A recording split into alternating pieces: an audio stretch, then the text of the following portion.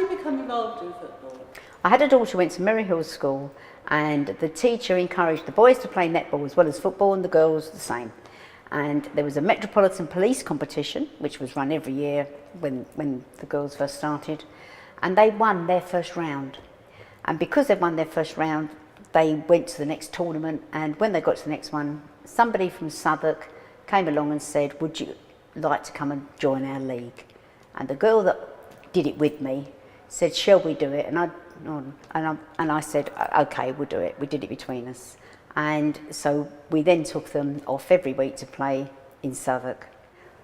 I realised that it was a long way to keep going to Southwark every week. And by this time we'd hired a sports hall, and I was collecting money, and we now had a club because I had to pay for the hall. And I got in touch, the guy at the hall said to me, if you belong to the youth service, you can get this for free. And I said, who's the youth service? And he said, I don't know, but you phone up the Civic and they'll tell you, which I did. And I got in touch with a lady who was called Maureen Anderson, and she said, I said, well, you know, could you help me? Really, what I want to do is start a league, because then we don't have to keep travelling. So we started a league, and we ran it from Ballsmore, and we had teams coming up every month, and they came from as far as Maidstone. We had 48 teams, but they could only come once a month because we couldn't manage anymore. And it was, at that time, the largest league in southeastern England. There wasn't anything bigger for girls. You know, so it was under 10s, under 12s. Of course, as they got older, we had under 14s and under 16s. So we did that for quite a time. And you didn't like football before, did you? I don't know anything about football. I'm the one that shouts out score, and the coach puts his hand over his mouth and says wrong goal. You know, pretty useless. But I can organise.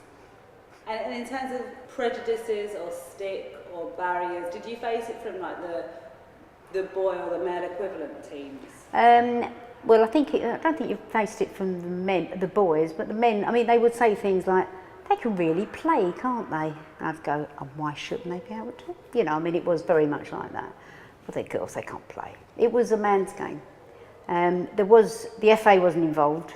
It was run by, and we went to the WFA because you had to belong to an organisation. And we belonged to the WFA, which was the Women's Football Association, because the FA wouldn't take them on. And it wasn't until FIFA said you have to take the women's teams on the girls' teams. It was a long way off.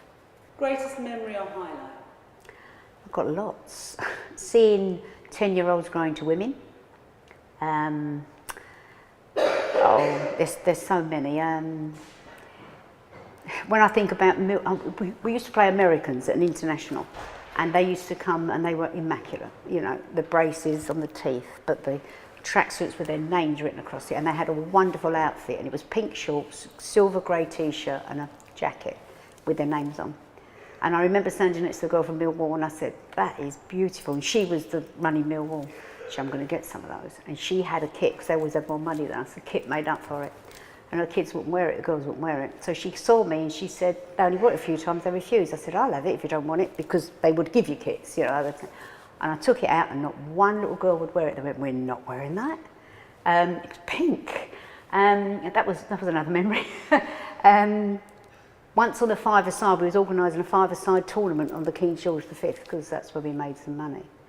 And anybody who came was asked to put the goalposts up, because, you know, there was a lot of goalposts and the council used to just drop it.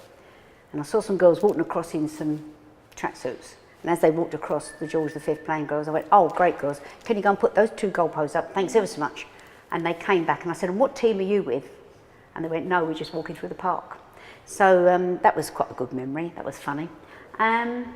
We went to Denmark with them, we took them to Denmark. We used to take them on days out. We used to all go to Thorpe Park, hire the minibus and take them all out. We used to do things like that. It sounds a little bit like it became more than a football team. It was a club. It was a club for all the other reasons, you know, the friendship, the camaraderie.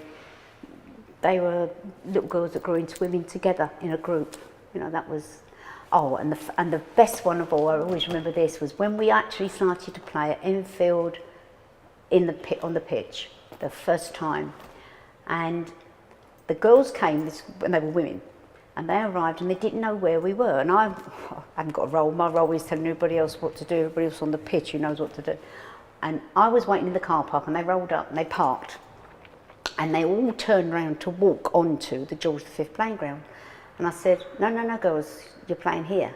And they went, what, in the stadium? And I went, yeah. And they all looked at it, they were absolutely amazed. And we walked through the bar to where the stadium was, and as they got through the bar, one of them started whistling Match of the Day. And every one of those girls, they all walked carrying their bags, all whistling Match of the Day. And it was really quite, we've made it. Of course we hadn't, we still haven't. All these years later, it's, we're still not the same as the men. You all know each other now still, don't you? It's something that's kind of lasted the test of time. That must be quite special. It is. I mean, if you get invited to people's weddings or you've known since they were 10, I don't see them very often. But when we do, it's just like, you've got to remember these girls sat in the back of my car every Friday night on a drive to Brent, which used to take an hour. And I used to have to hear their rubbish jokes. It was with that, because they were called Merry Hills, they weren't called Enfield. And it was only, I was in a minibus one day, and they said, we can't keep being called Merry Hills, it's a silly name, and they were 16. And I said, what do you want to be called? And we're driving along, we got to Oakwood, I went, Oakwood? And they went, no. And then I said, what about Enfield? And they went, all right, we'll be called Enfield. But you had to ask the football club, you couldn't just do it. I think we were lucky we chose Enfield, because there was lots of, I remember a team wanted to be called Crystal Palace, because they lived in Crystal Palace, and they decided to call themselves Crystal Palace, and Crystal Palace said they were going to sue them. They couldn't just take it on. We went to Enfield Football Club, and the coach there was called George Borg. And George Borg had coached in America, because in America girls play English soccer, it's what they do. Boys play the football, girls play English soccer.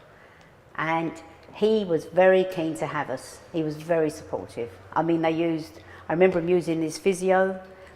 We could use the washing machines to do the kit. If we had an away team, we didn't have the right colours, he'd lend us the colours. He was extremely supportive because he'd seen girls play football and he knew it is a different game, but it's not less valuable.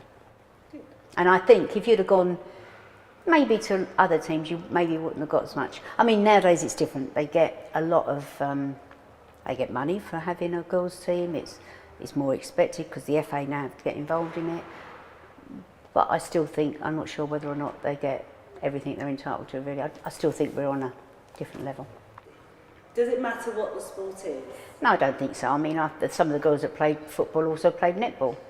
Or they play hockey, they were sporty kids. You've got to remember that in that first 5, the first 10, 2 of them went on to become PE teachers. They were sporty people, they liked sport, and they could play football. And if they chose to play football, why shouldn't they? You've got to play together. You've got to put up with people you might not like, because they happen to have a good left foot. That's what happens, that's life, isn't it? It's quite a learning experience, isn't it? What advice would you give to other young women now that wanted to play football?